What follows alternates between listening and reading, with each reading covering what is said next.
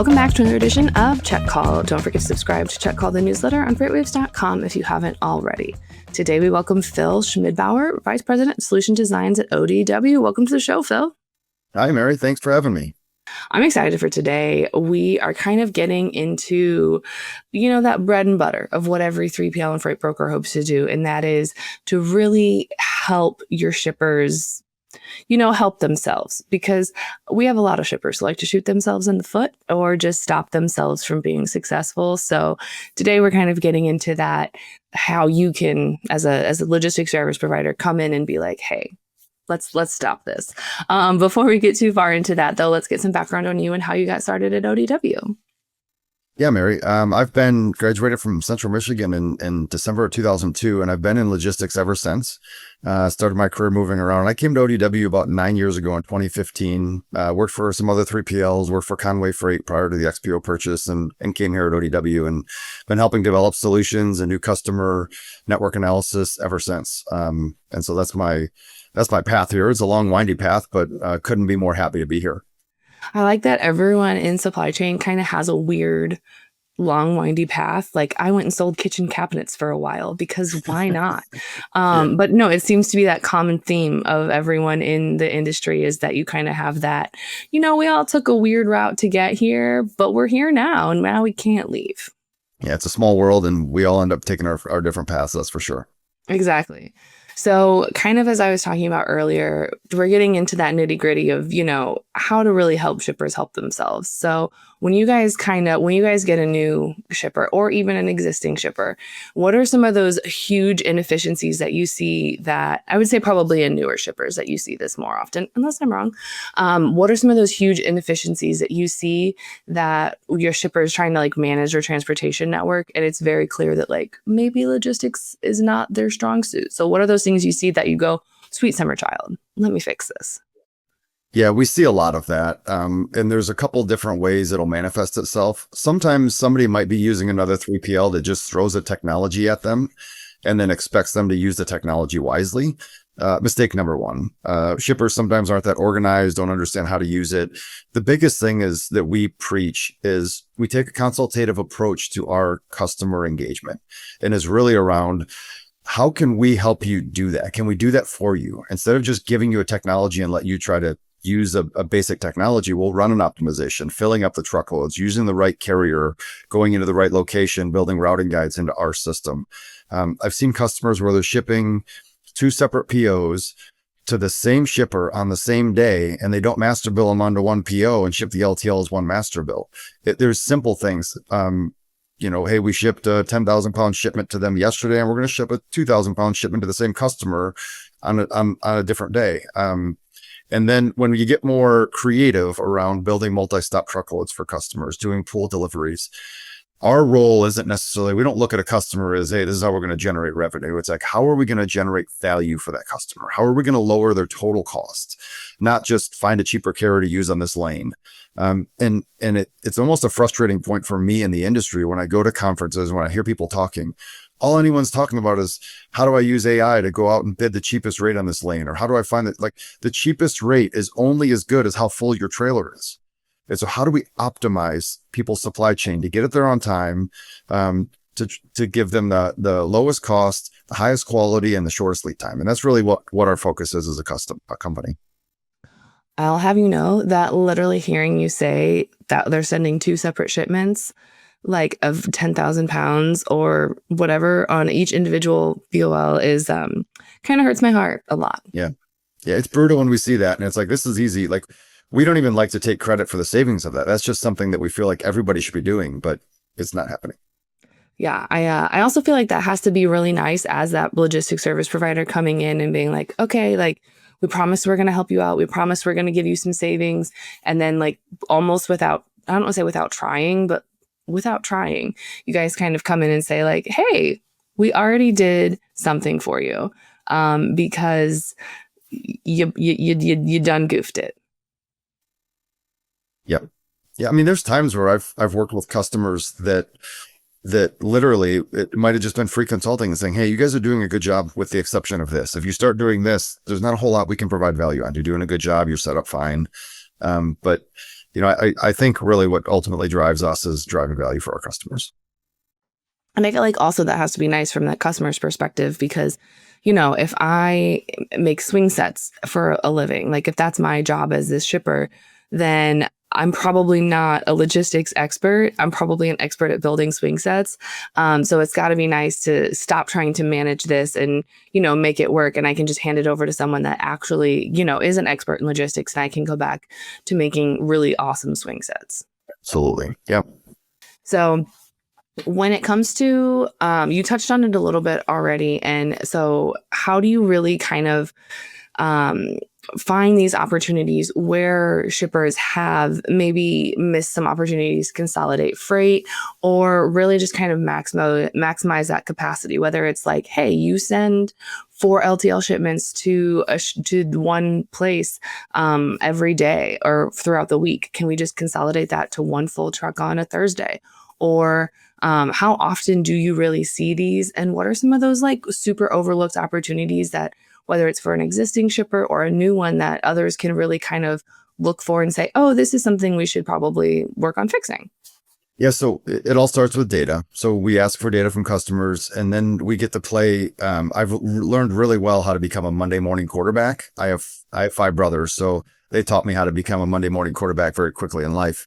But really, we take data and look at it and identify opportunities to become more efficient. And sometimes, and everything starts with a business process. A lot of times, it might be a business process at a shipper that makes it difficult. So there's a lot of change management that happens where they might say, well, we can't do that because of this, which we understand. And so our goal isn't just to save money, it's to help build a more efficient business process. And we have a customer where we did this with, and our optimization, we saved them on rates up front, but our optimization really didn't save them as much from a transportation spend. But what we did is reduced all their overtime because we said, look, instead of getting a PO at noon and rushing to ship it out by 4, when you close and having a hard time getting a truck in, if we can ship that first thing the next morning and have it ready, we can optimize it better, but also you're not waiting until 5, 6, 7 for a driver to show up to ship it. So drivers need to get loaded, unloaded in the morning and loaded in the afternoon. So we've helped customers reshape their business processes that helps them align their labor better, reduce their overtime, be more efficient from a shipping operation. So we don't just look at, hey, we're going to lower your cost by doing this. We understand the entire business process, map it out with the customer. And it's down to driving value that may not show up on a P&L from that standpoint, but hey, we reduce their labor and save them a ton of time. So it's really focusing on that business process and helping customers understand the entire supply chain and how to make it more efficient while driving down costs. I feel like that also has to be nice, like in the specific example of, you've redone some operating procedures so that way there's less overtime or there's less like, hey, I'm going to need you to stay late. I feel like that's also got to do a lot for morale on that side because I know what time I'm getting off work. Overtime's nice, but if I have plans or if I have something that I want to do, I can actually make plans instead of just assuming that I'm going to have to stay 2 or 3 hours late. Because if our facility closes at 5 and a driver shows up at 4:50, I'm still going to be there for another hour and a half to 2 hours loading this truck. So I think that's kind of a genius. That's a genius move. Well, thank you. We think it's part of the basics. Like that's kind of who we are and what our foundation is built on is getting back to basics, understanding the business process. And I have this saying that I've used for a long time. I learned it a long time ago while working at an auto manufacturing plant that if you automate a bad process, you're just automating junk, right? So fix the business process first and then automate that. And it's automation and it's automation with a human touch. And that's what our optimization is we don't spit something out of an AI bot or anything like that. We're looking at stuff, we're trying things, new things every day, changing processes up. And really it's what's built upon our success and where we're at today. That's really a smart thing because I always say automate what you hate. But that's also implying that the thing that you hate is already working well. And it's not just automating a bunch of garbage, because that's the one thing that has really kind of come out around all these discussions around AI. How do I use it? How do I get what I want out of it? And that's really, you get out of it what you put into it. So, garbage in, garbage out, it's going to happen. Yep. 100%. So when it comes to, so as you were talking about earlier, there was a shipper that you guys worked with that said, hey, instead of rushing to get this out today, let's just send it out tomorrow. But for like, maybe that's a foreign concept to shippers and they're thinking, okay, well, how do I get that? I need to get this out now. I need to have that speed of getting things moving in my supply chain and making sure that stuff arrives on time. How do you kind of balance those expectations of, I need this to move quickly. I need that speed. I need that agility. I need, goods out the door, with kind of those expectations around consolidation and saying like, okay, like, yeah, you can get this out the door, but it's going to cost you more in labor and pricing and everything else. Whereas if you just hold it tomorrow, it's not like your receiver still could get it within maybe a 6-hour window of when they had it. How do you balance those expectations?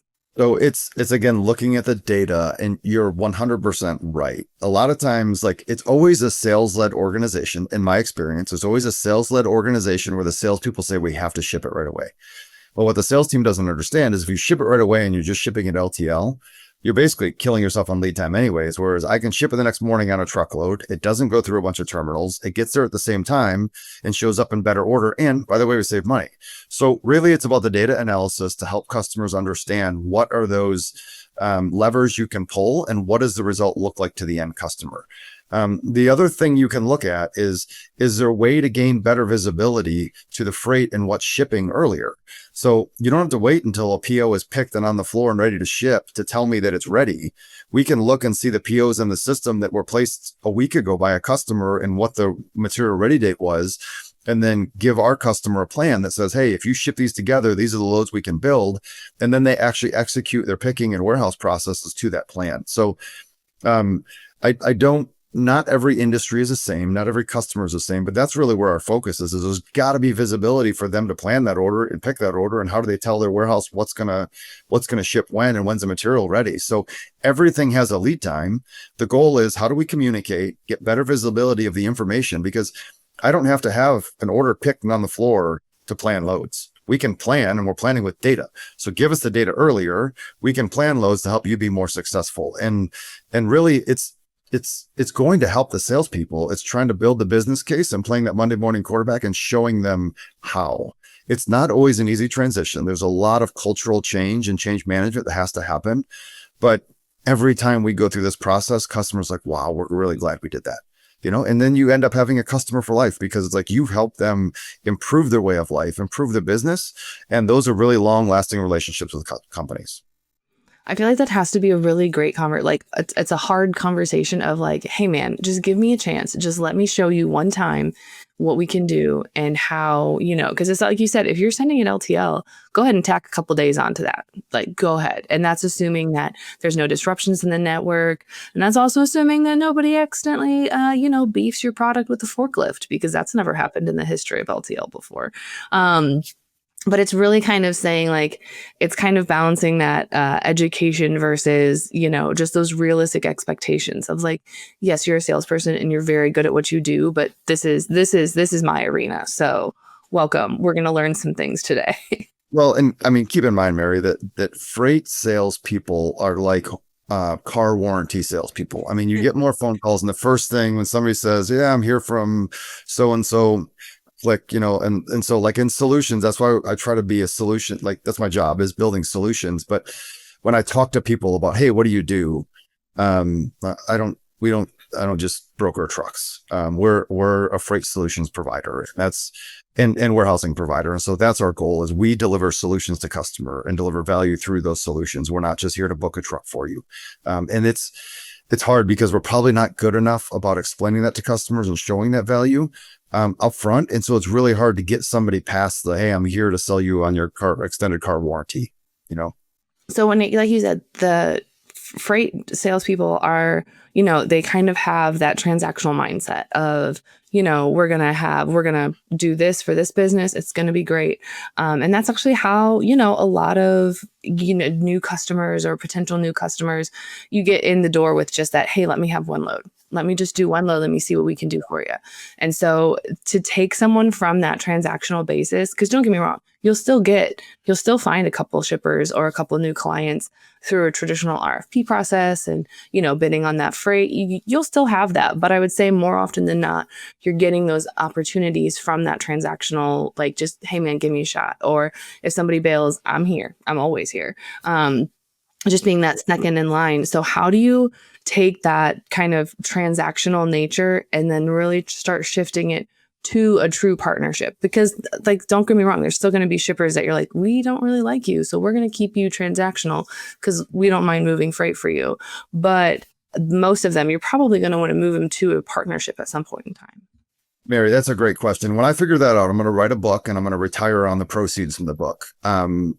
It's so hard. And a lot of times I believe that customers aren't in that mindset because they don't trust somebody. It's because there's a mindset at the organization that we don't want to put our eggs in one basket, or we want to have control of who's moving our freight.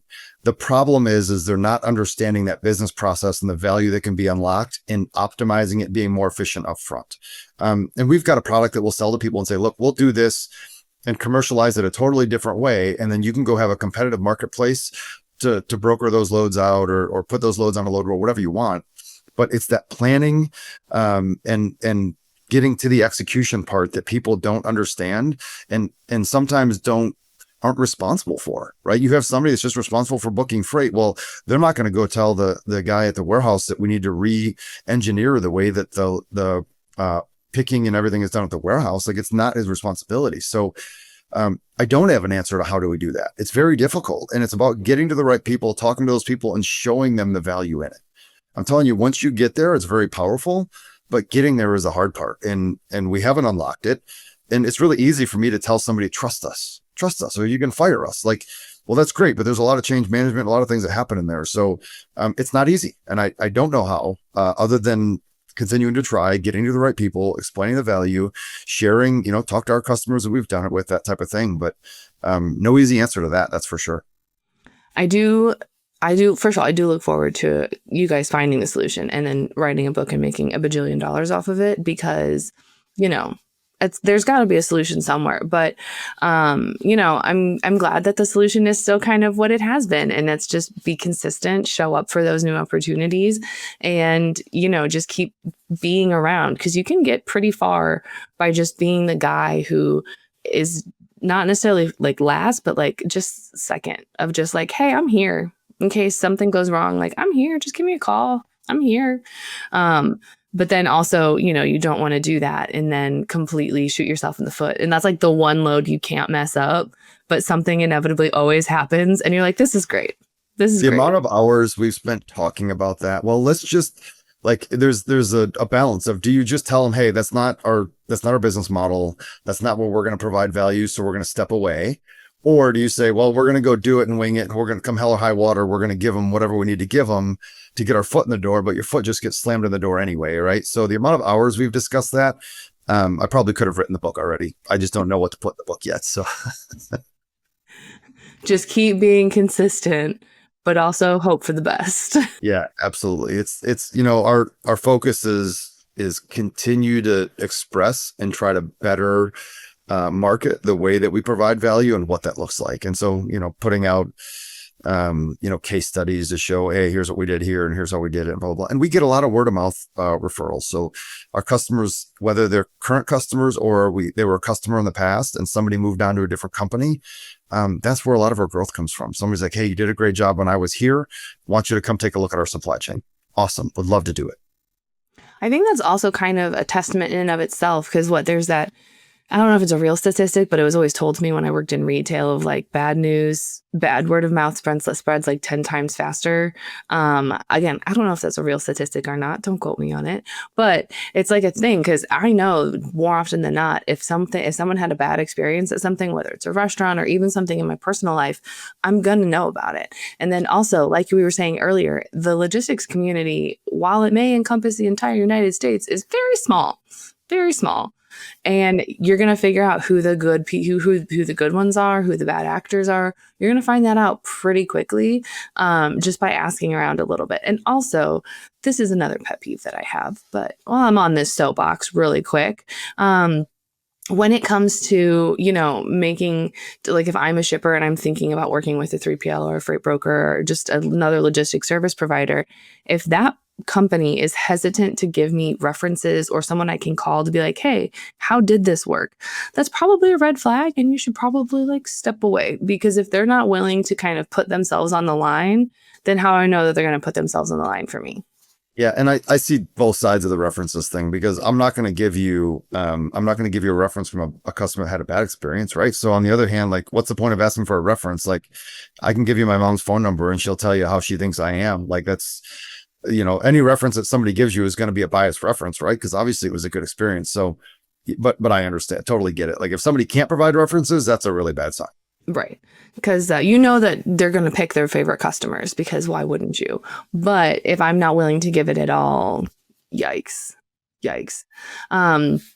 So then I guess we have enough time for two more questions. So this one, we kind of touched on it, and there's that lack of trust that's there, but other than just trust me, it'll be fine. But how many times has shipper heard that and gotten shot in the face? Proverbial shot in the face. Understood. So when it comes to kind of what a shipper should either expect about working with a 3PL or freight broker, or just kind of how that relationship would go, what do you think are some of those big misconceptions that are out there that, like, kind of, for lack of a better analogy, the boogeyman have started? Yeah, I guess I'm a little biased towards our approach. What I would say is, we ask a lot of questions, and sometimes it can be like, I know our sales team can get frustrated at times, or a customer might be like, why are they asking so many questions? It's because we care. It's because we want to deliver value. We want to make sure we understand the entire process. We're not just here to throw spaghetti against the wall and see how much of it sticks, right? So the way I look at it, if I were in a shipper's seat, if somebody was coming to me asking me a million questions about how this is going to operate, that tells me, A, they care. B, they're going to build that into the price to make sure it's something I can count on, as opposed to just throwing something against the wall and then later on they come back with different accessorial charges all over the place. So I err on the side of asking more questions, understanding more deeply. And like I said, we'll ask questions about shipping processes. And sometimes the person we're talking to doesn't even know about their order processing and what systems they use and all of that. Why do you care what system I use? What does that matter? Well, because we might want to get integrated with you. And so there's all kinds of questions. But to me, if somebody's asking you good, detailed questions and trying to understand more deeply, that's somebody I want to work with. When our carriers are asking us detailed questions like that, that's somebody I want to work with. And to me, that's what it's all about. Are you really trying to learn and understand somebody? It's the same thing if you're going on a date or meet a new friend. Like, do they really care about you? Are they asking you questions about you, or just talking about themselves?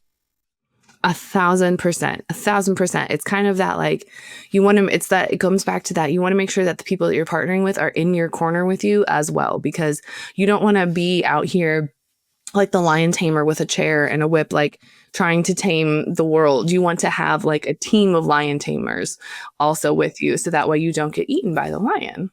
Yeah. I don't want to get eaten by a lion. I don't want to get eaten by a lion. So not kind of on the same thing of eating, but not lions. We're coming to our last question, and it's a question that everybody that comes on the show after our 150th episode does have to answer. And Phil, it might be the hardest question that you've been asked all day today. Are you ready for it? I'm ready. Line it up. If you could build a house out of any food, what would it be? Oh boy. House out of food. Mm-hmm. Well, I wouldn't want to build a house out of something that I would want to eat, because Okay. I would rely on the shelter. So if I ate it, then I wouldn't have it any longer. Something that's going to be durable. Don't want to offend anyone in what I say here, so I can't make fun of my sister's cooking. Kidding. I love my sister. I'd say, I don't know, maybe some gluten-free crackers, because they probably don't taste good. Yep. They're going to be rock hard. Yep. And they're probably the most stable thing I could build a house out of that wouldn't disappear. Now, maybe with That's a little fair. water, they'd melt, but yeah, they're Maybe not. terrible. You can just put some shellac over them. They're good I feel indefinitely bad for then. people that have a gluten intolerance. I know a lot of family members that do, and it's gotten better, but man, the gluten-free cooking is difficult. The crackers still aren't quite crackering, you know? Yeah. Yeah. I hear you. So, I will say that's a first that we've had. A good gluten-free cracker. That's a I first. put I way dig too it. much thought into that. Way too much thought. That's okay. That's all right. But no, we've had a lot of pasta. But you're right. If you were eating the walls, your house would collapse. Yeah. Yeah. So, all right, Phil. If someone has a good building cracker in their pocket, or if they have questions kind of about, how do I make things better with my shippers? How do I handle some change management with them? Where can they find you outside the show? Yeah, I can be reached at phil.schmidbauer@odwlogistics.com. I'm all over LinkedIn, or you can just send an email on odwlogistics.com to our marketing folks from there. Awesome. Thank you so much for joining us today. Thanks, Mary. It was my pleasure. Find Check All the Podcast anywhere you get your podcasts, like Apple Podcast and Spotify. Don't forget to check out all the other incredible FreightWaves shows, and don't forget to subscribe to the newsletter on freightwaves.com/checkcall. See you on the internet.